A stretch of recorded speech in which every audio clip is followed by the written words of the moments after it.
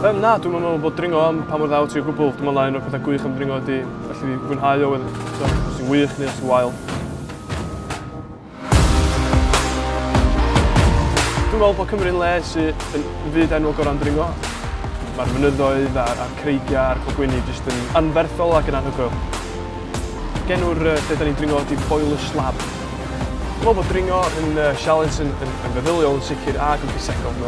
Mae'r ddau rhan mor bwysig â'i gilydd sy'n rhywbeth reit arbennig ac unigryw. I fi, dwi'n meddwl bod o'n golygu bod ti'n barod i wynebu'r her nesaf. Dwi'n meddwl bod o'n bwysig i fi wrth fy hun, achos mae'n golygu allai dringo mwy, allai dringo pethau'n well, allai wella fy hun.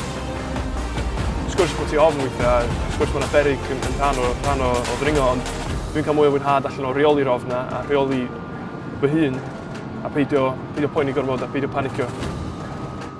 Pan o'n i'n cychwyn allan, o'n i'n dod i'r llefydd yma ac o'n i'n edrych ar y dringfeydd i gyd, darllen llyfr, a o'n i'n gweld bod na ddim llawer o'n i'n gallu gwneud. Oedd o'n chydig bach yn drist, felly nes i dechrau hyfforddi a mynd i ddringo 3 neu 4 gwaith yr wsos a trio troi fy hun i fewn i rywun sy'n gallu dod yma ac yn gwneud y mwyafrif o'r dringfeydd. Y foment orau ydy pan ti'n bod yn gweithio ar brosiect rhyw ddringfa benodol am amser a mae'n jyst yn digwydd am y tro cynta. Does am teimlad tebyg.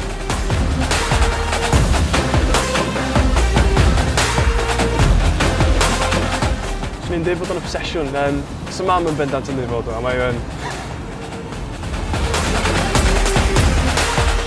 meddwl bod dringo solo yn rhywbeth personol iawn. Mae'n rhywbeth sy'n bwysig iawn i fi ac yn agos i'n halon ni. Does ddim angen raff, does ddim angen harnes.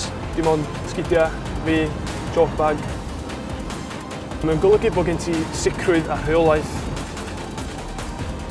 Swn i'n mynd awgrymu i neb dringo solo, ond swn i ddim yn deithio nhw beidio. Swn i'n deithio nhw bod nhw angen ffeindio pwynt lle maen nhw'n hapus i wneud o, a bod gen nhw sicrwydd bod o'n mynd i fod yn saff. Na, dwi'n meddwl bod hynny'n syniad da o gwbl i beidio edrych lawr, achos ar ryw bwynt ti'n mynd edrych lawr a ti'n eisiau cachu dy hun pan wyt ti. Dwi'n meddwl na, y cyntaf ti'n teimlo ydi diolch byth bod hwnna drosodd, diolch byth bod hwnna wedi mynd yn iawn. Ond mae wastad yn syth bin wedyn, ti'n meddwl pryd allan neu hynna eto. Lle dwi'n mynd nesaf i neu hynna eto.